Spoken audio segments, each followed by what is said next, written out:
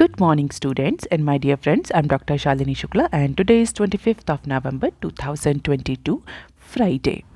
और अगर आपको मेरा ये इनिशिएटिव पसंद आया तो इसे अपने फ्रेंड्स और अपने सोशल सर्किल में शेयर करें। इसके अलावा अगर आपको इस लेक्चर की पीडीएफ चाहिए या रेगुलर अपडेट चाहिए न्यूज़ पे तो आप मेरा टेलीग्राम चैनल भी ज्वाइन कर सकते हैं। इसी टेलीग्राम चैनल पर आपको डेली इकोनॉमिक टाइम, मिंट्स और बिजनेस स्टैंडर्ड की न्यूज़ हेडलाइन की सेपरेट पीडीएफ भी मिल जाती है। और इसके अलावा आप मुझे ट्विटर, रिसर्चगेट, फेसबुक और इंस्टाग्राम पर भी फॉलो कर सकते हैं। तो स्टार्ट करते हैं आज का discussion. Motivation of the day is the only place where your dreams become impossible is in your own thinking. और आज के मिंट न्यूज़पेपर की ये हेडलाइंस है और बिजनेस स्टैंडर्ड की न्यूज़ हेडलाइंस में हम ये सारे आर्टिकल्स कवर करेंगे। तो शुरू करते हैं आज का डिस्कशन आर्टिकल नंबर 1 से, जो कि पेज नंबर 1 पर दिया हुआ है बिजनेस स्टैंडर्ड के। Nifty Sensex scale fresh record high. तो इंडिया के जो बेंचमार्क इंडाइसेस हैं निफ्टी 50 और सेंसेक्स, दोनों ही बेंचमार्क इंडाइसेस ने कल ट्रेडिंग सेशन में 1% से ज़्यादा का गेन रजिस्टर किया and this is a fresh life time high after the US federal reserve minutes of meeting publication. तो कल यूएस फेडरल के नवंबर मंथ की मीटिंग के मिनट्स पब्लिश हुए और उस मिनट्स में फेडरल रिजर्व के अप्रोच को देख करके जो मार्केट पार्टिसिपेंट्स हैं, पॉलिसी मेकर्स हैं, उनके जो सेंटिमेंट्स हैं वो पॉजिटिव हुए। क्यों? क्योंकि कल जो मिनट्स ऑफ मीटिंग्स पब्लिश हुए नवंबर मीटिंग में, उसको देख करके ये लग रहा था कि जो पॉलिसी मेकर्स हैं they're considering the small rate increase, यानी जो एग्रेसिव रेट पॉलिसी या मॉनेटरी पॉलिसी हाइक को लेकर के स्पेकुलेशन चल रहे थे। मिनट्स ऑफ मीटिंग पब्लिकेशन के बाद ये इंडिकेट हुआ कि प्रॉबेबली यूएस फेडरल के जो पॉलिसी मेकर्स हैं वो अभी आगे आने वाली मीटिंग्स में बहुत एग्रेसिव रेट हाइक पर नहीं जाएंगे। They may consider the smaller rate increase in upcoming meetings और अपकमिंग टाइम। और उसी के बाद से जो इमर्जिंग मार्केट्स हैं उनमें हमें सर्च देखने को मिला, उनमें इन्वेस्टमेंट में हमें सर्च देखने को मिला। ऐसा नहीं कि सिर्फ इंडिया के जो बेंचमार्क इंडाइसेस हैं उन्होंने ही गेन रजिस्टर किया। Approximately most global market rallied amid the retreat in the US dollar. India के अगर निफ्टी की बात करें तो इंडिया के निफ्टी ने अपना जो रिकॉर्ड हाई है वो सरपास कर दिया इन द अक्टूबर 18, 2021। तो जो अक्टूबर 18, 2021 को जो हाईएस्ट रिकॉर्ड था उसको भी निफ्टी ने सरपास कर दिया। इसी तरह सेंसेक्स ने भी जो अपना प्रीवियस रिकॉर्ड था नवंबर 11 का, उसको ब्रीच करते हुए एक फ्रेश हाई रजिस्टर किया। सेंसेक्स ने अप्रॉक्सीमेटली 1.2% का गेन रजिस्टर किया और 62,272 पर क्लोज हुआ। और इसके अलावा निफ्टी ने भी अप्रॉक्सीमेटली 1.2% का गेन रजिस्टर किया और अप्रॉक्सीमेटली 18,484 पॉइंट पर क्लोज हुआ। तो यूएस फेडरल की जो मिनट्स ऑफ मीटिंग जो रिलीज़ हुई थर्सडे को, उसके बाद से ये इंडिकेशन जा रहा है कि जो बहुत सारे पॉलिसी ऑफिशियल्स हैं वो फ़िलहाल के लिए ईजी या पेस ऑफ इंटरेस्ट जो इंक्रीज़ करने की उसमें ईजीनेस या मॉडरेशन को सपोर्ट कर रहे हैं। हालांकि कुछ जो पॉलिसी मेकर्स हैं, कुछ जो ऑफिशियल्स हैं वो अभी भी एग्रेसिव पॉलिसी रेट हाइक के का ही सपोर्ट कर रहे हैं, but most of the officials are supporting the easing the pace of interest rate. तो उसी को लेकर के इमर्जिंग मार्केट में हमें सर्च देखने को मिला। जो लॉस्ट ग्राउंड था निफ्टी 50 का और जो सेंसेक्स का, वो दोबारा से रीगेन हुआ। इन्वेस्टर्स का सेंटीमेंट जो है वो फिर से पॉजिटिव हुआ, ऑप्टिमिस्टिक हुआ। और अगर गेनर्स की बात करें तो Adani, Mahindra and Mahindra, ITC were gainers. Losers में विप्रो, देवीज और BPCL were the losers on Thursday trading sessions। अब देख लेते हैं article number 2 that is given on page number 4 of Business standard. और इसके ही साथ हम पेज नंबर 4 पर दिया हुआ एक और आर्टिकल भी कवर करेंगे।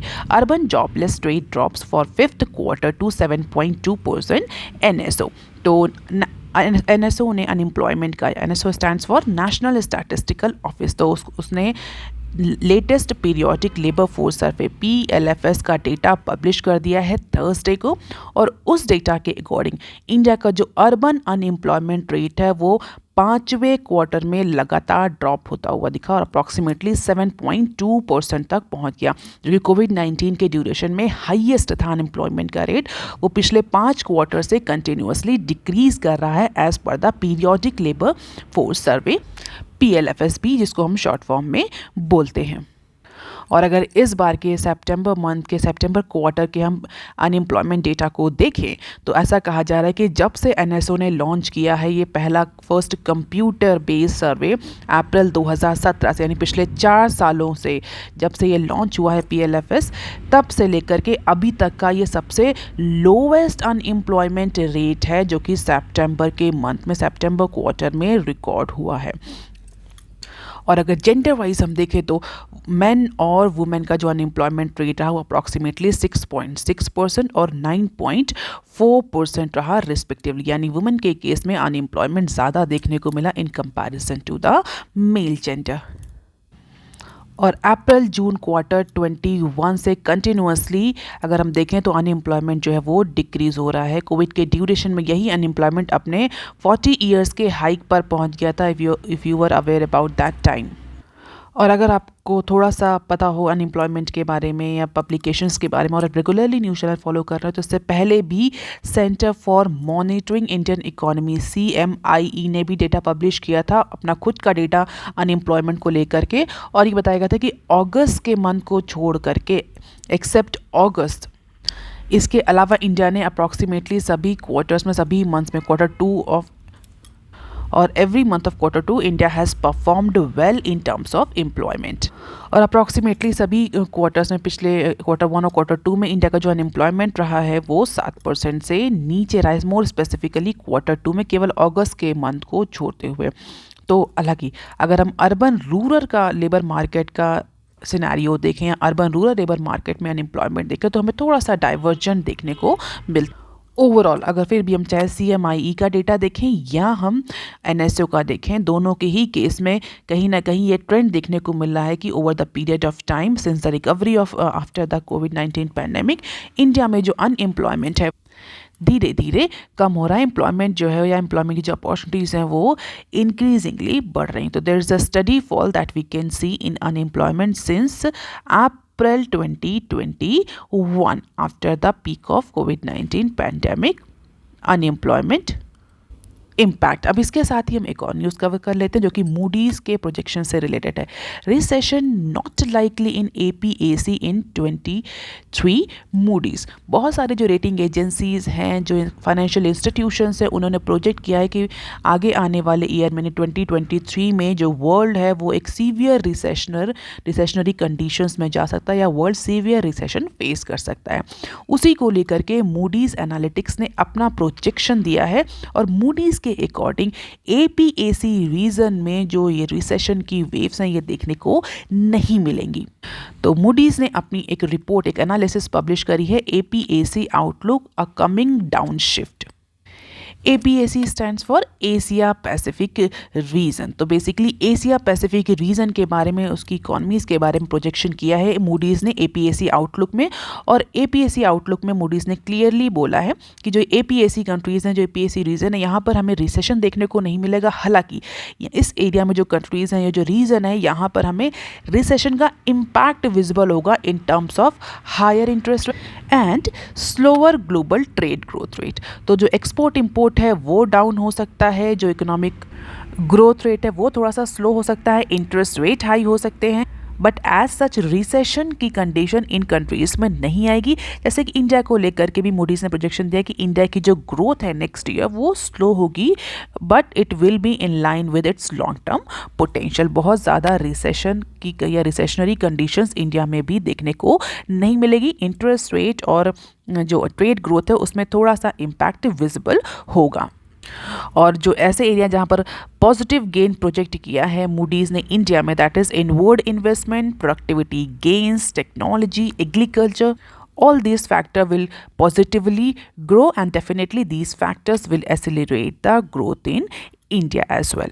और उसी के अकॉर्डिंग जो रिजर्व बैंक ऑफ इंडिया है वो अपने अप्रोच रख सकता है। जो रेपो रेट है वो अप्रॉक्सीमेटली 6 के आसपास और 6 के ऊपर ही रहेगा and causing the GDP growth to falter because of the higher interest rate. तो हायर इंटरेस्ट रेट की वजह से जो मूडीज़ का प्रोजेक्शन है इंडिया के लिए वो ये है कि जो रिजर्व बैंक ऑफ इंडिया है वो 6% से ऊपर का ही रेपो रेट रखेगा, जिसकी वजह से जो GDP ग्रोथ रेट है वो थोड़ा सा इम्पैक्ट करेगी, बट एज सच रिसेशन की कंडीशन देखने को नहीं मिलेंगे। तो 8% का GDP ग्रोथ रेट में स्लो डाउन प्रोजेक्ट किया है इन 2022 और 5% का in 2023 as per the Moody's. अब देख लेते हैं article number 3 that is given on page number 4 of Business Standard. Exporters urge centre for fiscal incentives lower customs duty. कल के न्यूज़ एनालिसिस में हमने डिस्कस किया था कि गवर्नमेंट ने एक्सपोर्टर्स को बोला है कि वो जितने भी इंडिया एफटीए साइन कर रहा है उन एफटीए के मैक्सिमम बेनिफिट रियलाइज़ करे। और आगे आने वाले सेशंस में फरवरी में गवर्नमेंट इंडिया जो है वो बजट भी प्रेजेंट करने वाला है, तो उसको लेकर के प्री बजट नेगोशिएशंस और डेलिब्रेशंस और डिस्कशन भी चल रहे हैं इकोनॉमी में। इंडस्ट्री, एक्सपोर्टर्स और अलग अलग डिफरेंट रिप्रेजेंटेटिव बॉडीज़ अपने सबमिशंस दे रही हैं गवर्नमेंट को कि उनको इस अपकमिंग बजट से क्या चाहिए। तो अभी रिसेंटली इंडस्ट्री एसोसिएशंस ने अपना रिप्रेजेंटेशन दिया था। अब जो है वो एक्सपोर्टर और एक्सपोर्टर्स एसोसिएशंस जो हैं वो अपना रिप्रेजेंटेशन दे रहे हैं, अपनी रिकमेंडेशन, अपने सजेशंस दे रहे हैं गवर्नमेंट को, फाइनेंस मिनिस्ट्री को फॉर अपकमिंग बजट की वो अपकमिंग बजट यानी जो 24 फाइनेंशियल ईयर 24 का बजट है उससे उनकी क्या एक्सपेक्टेशंस हैं, वो क्या चाहते हैं। तो अगर हम बहुत ज़्यादा डिटेल में ना जाएं, कुछ की पॉइंट्स को पढ़ें, तो ओवरऑल जो एक्सपोर्टर्स हैं, उनके एसोसिएशंस हैं, रिप्रेजेंटेटिव बॉडीज़ हैं, उन्होंने गवर्नमेंट को अर्ज किया है that government should provide more fiscal incentives, reduce custom duties on certain products and sort support to boost the export competitiveness. तो बेसिकली एक वर्चुअल मीटिंग हुई थी, उस मीटिंग्स में एक्सपोर्टर्स ने फाइनेंशियल इंसेंटिव्स इंक्रीज़ करने की बात कही है, कुछ प्रोडक्ट्स में कस्टम ड्यूटी को भी रिड्यूस करने की बात कही है, और इसके बाद एक्सपोर्टर्स का ये भी कहना है कि गवर्नमेंट जो है प्रॉपर सपोर्ट प्रोवाइड करे जिससे कि एक्सपोर्ट कॉम्पिटिटिव हो सके और इंडिया का जो कंटिन्यूसली एक्सपोर्ट डिक्लाइन कर रहा है उसको फिर से रीगेन किया जा सके। तो अप्रॉक्सीमेटली टैक्स बेनिफिट जो है वो 200% तक का डिडक्शन जो है वो एक्सपोर्टर्स सीख कर रहे हैं on the expenditure made by exporters for overseas marketing. इसके अलावा जो टैक्स इंसेंटिव्स हैं कुछ स्कीम्स में वो ख़त्म हो रहे हैं, उसके एक्सटेंशन को भी लेकर के जो एक्सपोर्टर एसोसिएशंस हैं they are demanding from the government. Especially उन्होंने भी कहा कि जो एसोसिएटेड सेक्टर्स हैं उनको भी टैक्स इंसेंटिव्स प्रोवाइड किया जाए, जैसे कि ग्लोबल इंडियन शिपिंग लाइन को क्रिएट किया जा सके फॉर मार्केटिंग पर्पस। तो fiscal support, financial support, setting up the global Indian pipeline for marketing, इस तरह के अप्रोचेस को लेकर के एक्सपोर्टर्स ने गवर्नमेंट से डिमांड करी है। और एक्सपोर्टर्स ने ये भी बोला कि अगर इंडिया में एक्सपोर्ट इंक्रीज करे होगा और गवर्नमेंट एक्सपोर्ट के एरिया में इन्वेस्टमेंट करेगी तो definitely it will improve employment, also employment generation भी होगा इस तरह की स्कीम से। और इस तरह की जो फॉर्मल स्कीम्स हैं ये एम्प्लॉयज़ को, वर्कर्स को हेल्प करेंगे कि वो इनफॉर्मल एम्प्लॉयमेंट से मूव ऑन करके फॉर्मल ऑर्गेनाइज सेक्टर में एम्प्लॉयमेंट पाएं, which is a priority of the government. और इंसेंटिव्स के लिए बहुत सारे क्राइटेरिया भी प्रपोज किए हैं एक्सपोर्टर्स ने। उन्होंने बोला है कि बेसिकली 2 क्राइटेरिया गवर्नमेंट यूज़ कर सकती है, growth in export and growth in workers. तो इन 2 क्राइटेरिया को यूज़ करके जो एक्सपोर्ट ऑर्गेनाइजेशंस हैं, जो एक्सपोर्टर्स हैं, उनको इंसेंटिव गवर्नमेंट प्रोवाइड कर सकती है जिससे कि एम्प्लॉयमेंट इंटेंसिव यूनिट जो हैं वो उनको बूस्ट मिलेगा as per the FEEO, that is federation of Indian export organization. तो बहुत सारी की रिकमेंडेशंस की डिमांड्स है। 200% टैक्स रिडक्शन रिक्वेस्ट कर रहे हैं exporters for overseas marketing, fiscal support for the units provided additional employment incentive based on twin growth in export, growth in workers. और मार्केट डेवलपमेंट असिस्टेंस के लिए अप्रॉक्सीमेटली 200 करोड़ का financial aid भी मांगा है। Custom duties raw silk, silk Yon, raw cotton और copper ores पर जो कस्टम ड्यूटी लगती है उसको भी डिक्रीज करने की बात कही है एक्सपोर्टर्स ने। लेट अस सी गवर्नमेंट इसमें से कितनी डिमांड मानती है, ये तो जब बजट प्रेजेंट होगा तब ये विजिबल होगा। अब देख लेते हैं article number 3 that is given on page number 6 of Business standard. Basically it is article number 4 और इसमें हम 3 आर्टिकल्स डिस्कस करेंगे। एसबीआई की एक बैंकिंग और इकोनॉमिक कॉन्क्लेव हुई थी जहाँ पर कई सारे इकोनॉमिक एक्सपर्ट्स और रेगुलेटरी बॉडीज़ के जो अथॉरिटीज़ थे वो आए थे। उन्होंने अपने अपने पॉइंट ऑफ व्यू रखे हैं इंडियन इकोनॉमी को लेकर के। तो बेसिकली 3 जो एक्सपर्ट्स के जो ओपिनियन हैं वो पब्लिश किए हैं बिजनेस स्टैंडर्ड ने। इसको हम जल्दी देख लेते हैं कि तीनों ने क्या क्या कहा। तो as per the CEA stands for chief economic adviser.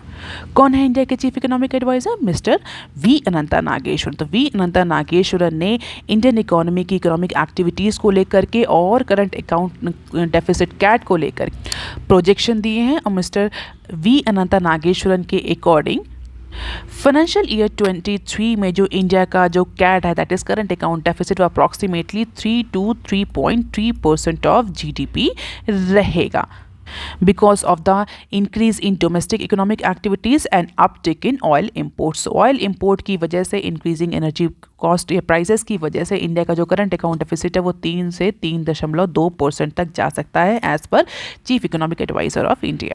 और अगर पिछले कुछ ईयर्स की बात करें तो 2020 से लेकर के 21 में इंडिया ने अपने करंट अकाउंट में 0.9% का सरप्लस रजिस्टर किया था। 2022 में अप्रॉक्सीमेटली 1.2% का डेफिसिट रहा था और ये 1.2% का डेफिसिट इंक्रीज होकर के 3.32% तक पहुंच सकता है because of the certain global factor जो कि हम सभी जानते हैं रशिया यूक्रेन क्राइसिस की वजह से और इंक्रीजिंग एनर्जी प्राइसेस की वजह से ये करंट अकाउंट डेफिसिट इंडिया का इंक्रीज होता हुआ दिख रहा है। हालांकि एक्सटर्नल डिमांड को लेकर के जो हमारे सी हैं उनका ये कहना है कि एक्सटर्नल सेक्टर की जो डिमांड है that will be robust in case of India.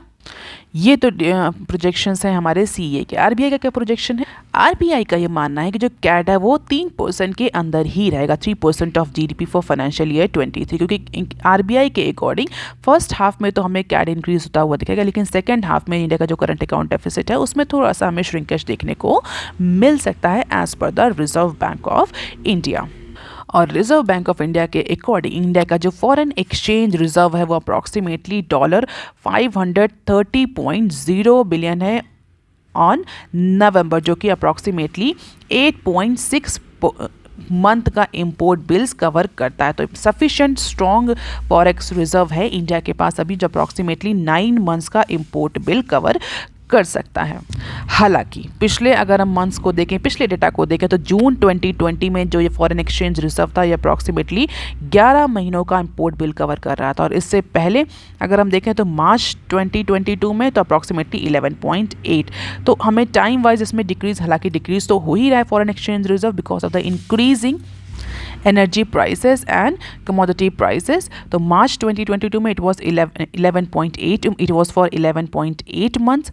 जून 2022 में it was 10.4 months and now it is 8.6 month। तो मार्च में ये 12 महीनों के लिए इंपोर्ट बिल्स का सफिशिएंट रिजर्व था, जून में 11 के लिए और अभी इस समय नवंबर में अप्रॉक्सीमेटली 9 महीनों का इंपोर्ट बिल कवर करने के लिए इंडिया के पास फॉरेक्स है। तो फॉरेक्स जो है वो कंटिन्यूसली डिप्लीट हो रहा है because of the high current account deficit and uptick in oil import bills. अब देख लेते हैं next clip. Deputy governor Michael Patra ने जो बोला इंडियन इकोनॉमी को लेकर के, तो कल की कॉन्क्लेव में उन्होंने भी पार्ट किया और उन्होंने भी अपने पॉइंट ऑफ व्यू रखे इंडियन इकोनॉमी को लेकर के और बेसिकली उन्होंने मॉनेटरी पॉलिसी को मॉनेटरी पॉलिसी कमेटी को जो चैलेंजेस फेस करने पड़ते हैं, मॉनेटरी पॉलिसी इंस्ट्रूमेंट्स को ट्रांसमिशन में जो चैलेंजेस फेस करने पड़ते हैं उसको लेकर के अपना पॉइंट ऑफ व्यू दिया। डिप्टी गवर्नर के अकॉर्डिंग इंडिया में जो इन्फॉर्मेशन कंस्ट्रेन है वो बहुत ज़्यादा चैलेंज पोज करता है। डेटा जिस तरीके से कवर किया जाता है, डेटा जिस तरह से प्रेजेंट किया जाता है, कई सारे एरियाज़ में इंफॉर्मेशन अवेलेबल नहीं होती। तो मॉनेटरी पॉलिसी कंडक्ट के लिए ये information unavailability as a constrain, as a obstacle काम करता है। तो जो एमपीसी जो मॉनेटरी पॉलिसी को लेकर के जो डिसीजन लेती है वो डेफिनेटली अवेलेबल इन्फॉर्मेशन पर बेस होता है, अवेलेबल लिटरेचर पर बेस होता है, बट वो लिटरेचर कलेक्शन जो होता है वो प्रॉपर नहीं होता और उन्हीं अनप्रॉपर या अनसफिशिएंट इन्फॉर्मेशन पर मॉनेटरी पॉलिसी कमेटी को डिस्कशन लेना होता है, जजमेंट लेना होता है। तो कई बार ऐसा होता है इन्फॉर्मेशन कंस्ट्रेन की वजह से, data coverage, frequent revisions, lags, इन सब की वजह से प्रॉपर डिसीजन नहीं हो पाता। जो डिसीजन है उस पर प्रॉपर स्पीड वो उसका इम्प्लीमेंटेशन भी स्पीड अप नहीं हो पाता because of the lack of information.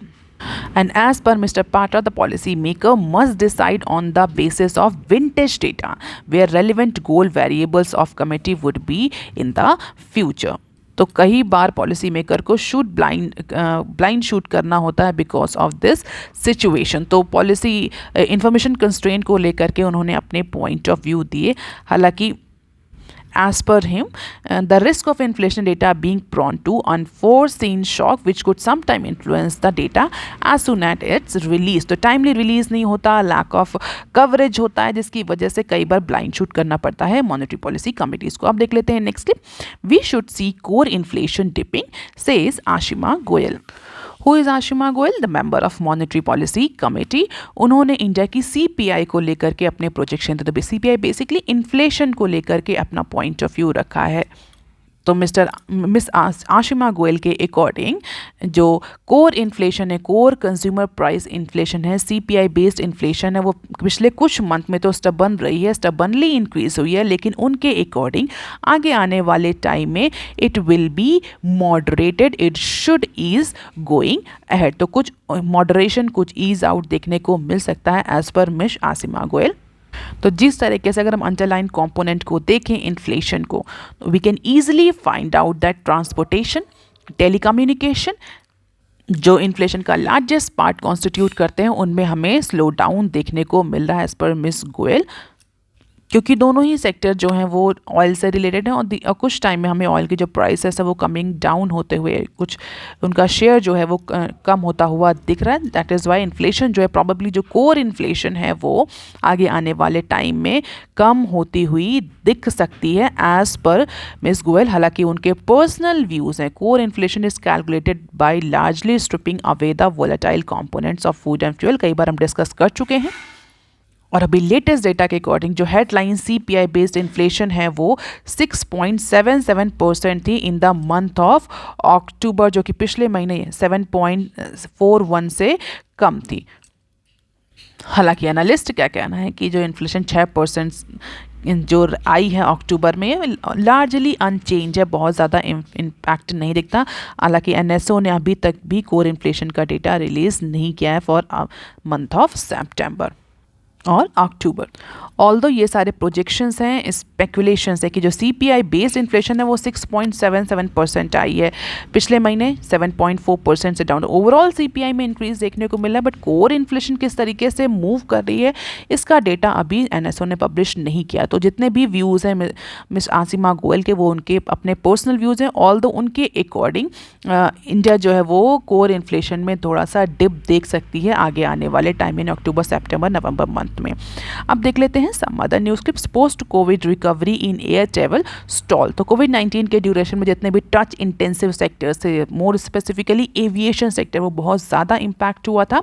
और जैसे ही कोविड में के जो रिस्ट्रिक्शंस रिलीज होने शुरू हुए, कम होने शुरू हुए, तो जो एयर ट्रैवल था उसमें हमें इंक्रीज या उसमें रिकवरी देखने को मिली। बट अभी जो रिकवरी के न्यूज़ के अकॉर्डिंग, अभी के डेटा के अकॉर्डिंग, जो post COVID recovery air travel में स्टार्ट हुई थी वो फिर से स्टॉल्ड हो गई है, वो फिर से रुक गई है, जिसकी वजह से जो एयरलाइंस के जो फाइनेंसेस थे वो फिर से स्ट्रेच होने शुरू हो चुके हैं। As per the government data अगर हम देखें तो नंबर ऑफ जो पैसेंजर हैं जो handle by air travel export in the month of September was still nearly 22% lower than the दिसंबर 2019। यानी प्री कोविड से पहले जो एयर पैसेंजर का डेटा था उसके अकॉर्डिंग 22% फॉल देखने को मिल रहा है हमें पैसेंजर फुटफॉल में। तो 2019 के कंपैरिजन में जो डेटा है वो अभी भी बता रहा है कि रिकवरी जो है वो प्रॉपर नहीं हो रही है, रिकवरी जो है वो रुकी हुई है। Airport in India that handles around 24.94 million passenger in the month of September this year against the pre-pandemic high that was the 31.81 million. Pre-pandemic this was 31.85 million जो कि अभी इस समय 24.94 million ही है। तो प्री पैंडेमिक अगर कंपैरिजन देखें तो अभी भी प्री पैंडेमिक लेवल पर एयर ट्रैफिक, एयर ट्रेवल नहीं पहुंचा है। तो एक तरह से जो ग्रोथ है, रिकवरी है, वो स्टॉल्ड हो गई है, रुक गई है, और जिसकी वजह से ऐसा कहा जा रहा है कि इसका इम्पैक्ट जो एयर ट्रैवल एविएशन कंपनीज हैं उनके फाइनेंसेस पर फिर से देखने को मिलेगा। The biggest decline has been seen in case of foreign tour arrivals, और उसका रीज़न है because of the scepticals, because of the certain restriction stills there in many countries, जिसकी वजह से अभी जो फॉरेन ट्रैवल है वो भी बूस्टअप नहीं हो पाया। अब देख लेते हैं नेक्स्ट क्लिप।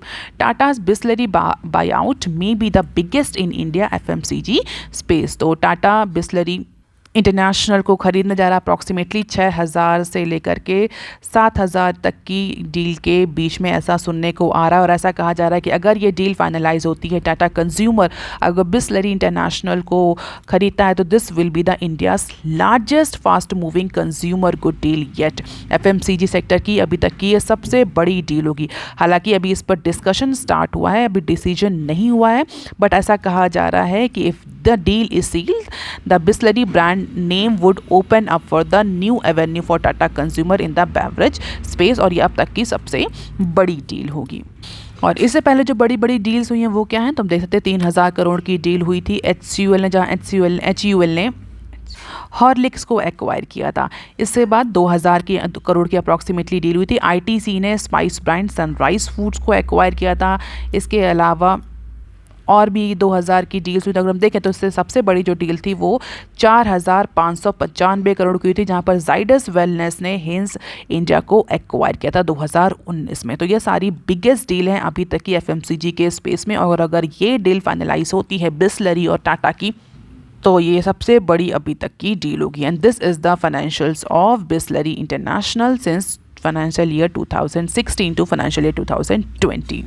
अब देख लेते हैं next clip. Clashes in China में बूस्ट इंडियाज आईफोन एक्सपोर्ट। तो कल की न्यूज़ में हमने पढ़ा होगा, देखा होगा कि जो चाइना में जो आईफोन मैन्युफैक्चरिंग यूनिट है वहाँ पर कुछ क्लैशेस देखने को मिल रहे हैं लेबर और मैनेजमेंट के बीच में। तो वॉयलेंट क्लैशेस हुए हैं, फायर जो है वो भी ब्रोक आउट हुआ था एप्पल की मैन्युफैक्चरिंग यूनिट में। और ऐसा कहा जा रहा है कि जिस तरीके से जो वॉयलेंट क्लैशेस हो रहे हैं वर्कर्स और पुलिस के बीच में at Foxconn iPhone in manufacturing plant in China, वो प्रॉबेबली ये सोशल अनरेस्ट क्रिएट कर सकता है, और इस सोशल अनरेस्ट की वजह से इंडिया से जो एक्सपोर्ट है आईफोन्स का वो इंक्रीज कर सकता है। India probably get benefited from this social unrest. तो इंडिया जो है वो अभी एप्पल का सेकेंड लार्जेस्ट प्रोडक्शन बेस है आईफोन्स का वर्ल्ड में। तो ऐसा कहा जा रहा है कि अगर चाइना में ये, China is at number 1 position, और चाइना में इस तरह का सोशल अनरेस्ट चल रहा है, तो प्रॉबेबली इंडिया के लिए ये अपॉर्चुनिटी हो सकती है कि इंडिया का जो एक्सपोर्ट है